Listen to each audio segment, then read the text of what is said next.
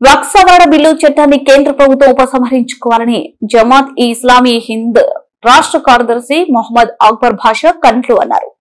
కర్నూలులో నిర్వహించిన మీడియా సమావేశంలో ఆయన మాట్లాడుతూ వక్ఫ్ సవరణ చట్టంలో కొన్ని అభ్యంతరాలు ఉన్నాయని సుప్రీంకోర్టు సైతం చెప్పిందన్నారు.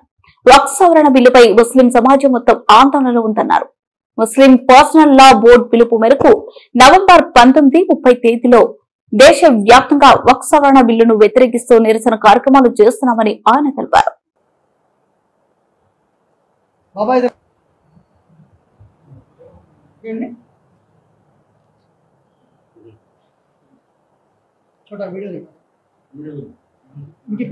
స్థానిక కర్నూలు సిటీ మీడియా మిత్రులందరికీ కూడా స్వాగతిస్తున్నామండి.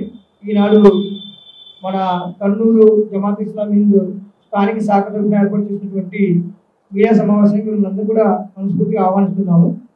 జమాత్ ఇస్లామీ హింద్ అనేది ఒక ఆధ్యాత్మిక సేవా సంస్థ అండి.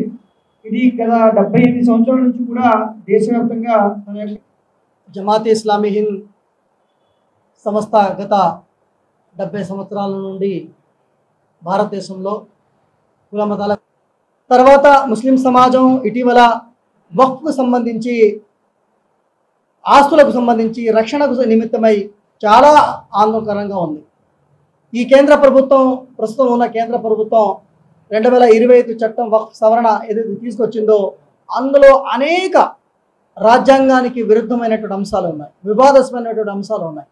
ఈరోజు సుప్రీంకోర్టు కూడా ప్రధానంగా 3 అంశాలను కూడా గుర్తించింది. అది ఏదైనా సమస్య వచ్చినప్పుడు తుది నిర్ణయం కలెక్టర్ అని చెప్పేసి ప్రభుత్వం పెడితే చట్టంలో కాదు, అది ఎలా అవుతుందని చెప్పేసి సుప్రీంకోర్టు నోట్ చేసింది.